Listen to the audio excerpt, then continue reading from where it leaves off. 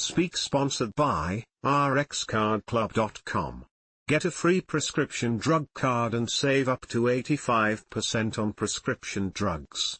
rxcardclub.com. High rain from hurricane tied to higher one-year mortality in older adults. The study found that exposure to high rain from a hurricane was associated with higher one-year mortality among older adults in Texas and Louisiana.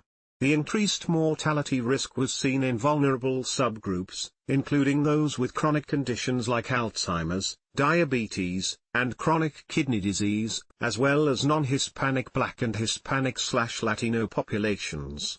The researchers note that disasters can expose and magnify underlying fragilities in the healthcare system, which can have lasting consequences for older adults who rely on consistent care. The findings emphasize the need to address the vulnerabilities of certain populations during and after natural disasters to mitigate the long-term health impacts. rxcardclub.com. Get a free prescription drug card and save up to 80% on prescription drugs. Less than /speak.